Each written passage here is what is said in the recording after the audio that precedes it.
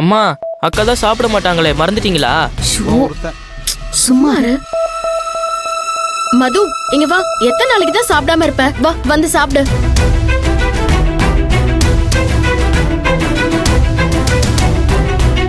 இவ்ளோ சொல்றாங்களே, ஏதாவது அசைஞ்சு கொடுக்கறாளா பாத்தீங்களா? ஏய், நீ கொஞ்சம் அமைதியா இரு. மது, வாமா, தாத்தா கூப்பிடறல, வா வந்து சாப்பிடு.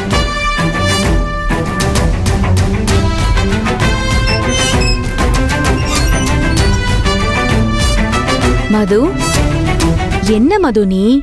இத்தனை பேர் சொல்றாங்கல்ல, யாருக்கும் பதில் சொல்லாம அப்படியே நின்னுகிட்டு இருந்தா என்ன அர்த்தம்? இப்படி எல்லாம் சாப்பிடாம இருக்க கூடாது, உடம்புக்கு முடியாம போயிடும். போய் கை கழுவிட்டு வந்து சாப்பிடு போ.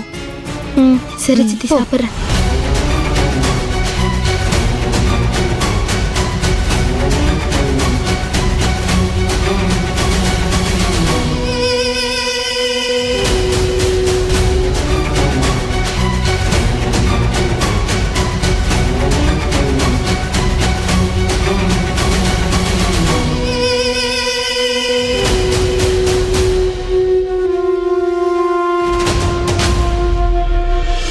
என்ன சிந்து இது?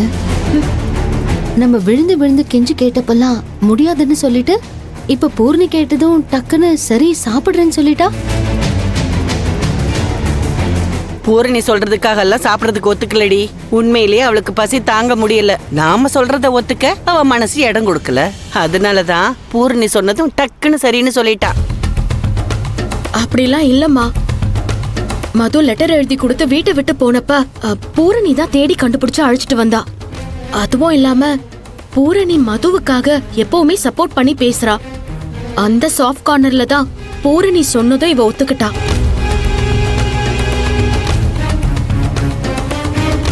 எப்படியோ முதல்ல மதுவை சாப்பிட வைப்போம், மத்ததெல்லாம் அப்புறம் பேசிக்கலாம். ஆமா சிந்து, எப்படியோ மது சாப்பிட்டா போதும். வா மது.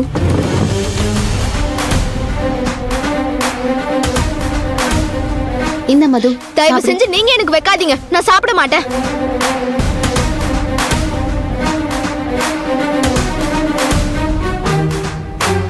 ஏம்மா அம்மா வச்சா சாப்பிட மாட்டியா?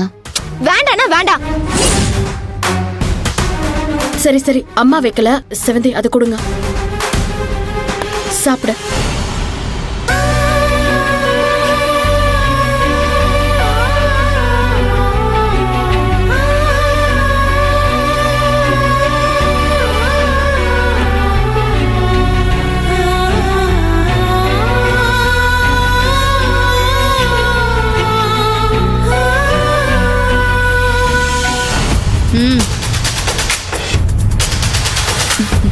மது, இனிமே டெய்லி கரெக்டா சாப்பிட்டுட்டு கரெக்டா ஸ்கூலுக்கு லஞ்ச் எடுத்துட்டு போய் சாப்பிடணும், சரியா? செல்லம், சாப்பிடு.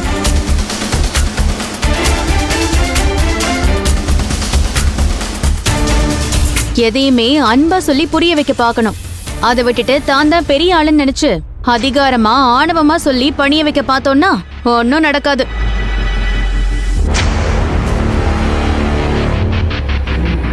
எல்லாம் உன் நேரம்டி. நீ எல்லாம் சொல்லி இந்த புள்ள கேக்குது பாரு. அந்த தெம்பல இப்படி பேசிக்கிட்டு இருக்க. என்ன சொல்லி அந்த புள்ள மனசை கெடுத்து வச்சிருக்கியோ தெரியலையே. எல்லார் மனசுலயும் என்ன ஓடுதுன்னு எனக்கு நல்லா தெரியும். எப்படி நாம இத்தனை பேரு சொல்லியும் கேட்காத மது பூரணி சொல்லி கேட்டுட்டாளேன்னு தானே அத உங்களால கண்டே பிடிக்க முடியாது.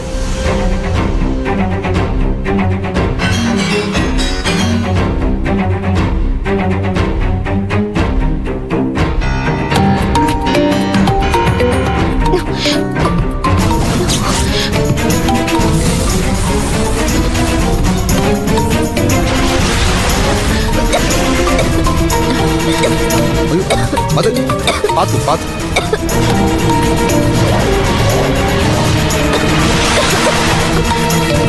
யார் போன் ரிங் ஆகுது? சிந்து, தண்ணி கொடுமா. என் போன்ல இந்த சத்தம் வராதே. என் போன்லயும் இப்படி வராதேம்மா.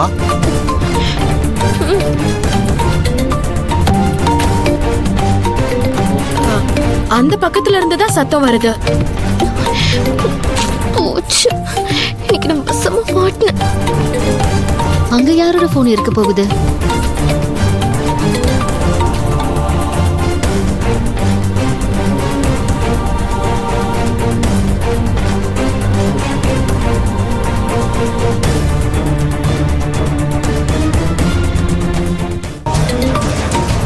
அட கடவுளே, இப்ப என்ன பண்ண போறேன்னு தெரியலையே. இவகிட்ட உஷாரா இருன்னு படிச்சு படிச்சு சொன்னனே, இப்படி கோட்டை விட்டுட்டாளே. இவ்ளோ கஷ்டப்பட்டு பிளான் பண்ணி எப்படி எல்லாம் கோட்டை கட்டி வச்சிருந்தேன், எல்லாம் தூள் தூளாக போதே.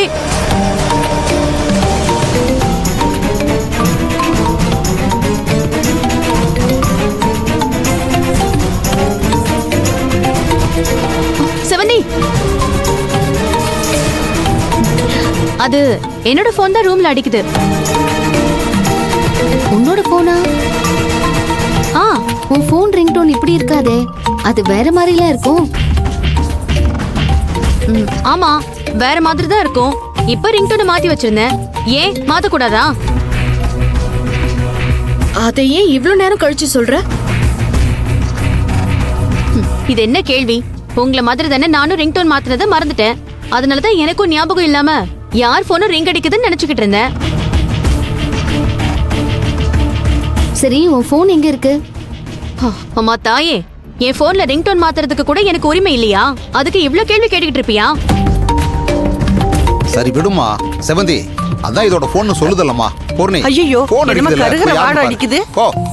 ஐயோ ஐயோ, ஸ்டவ்ல பால் வச்சிருந்தேன், சுத்தமா மறந்துட்டேன்.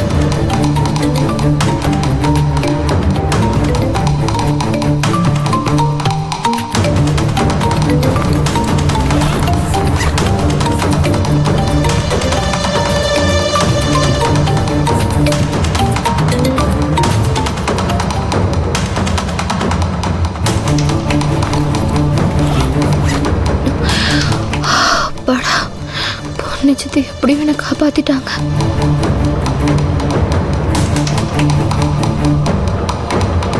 இருங்க, போய் பார்த்துட்டு வரேன். ஏமா எந்திரிச்சிட்ட? எனக்கு போதும் தாத்தா. ஏமா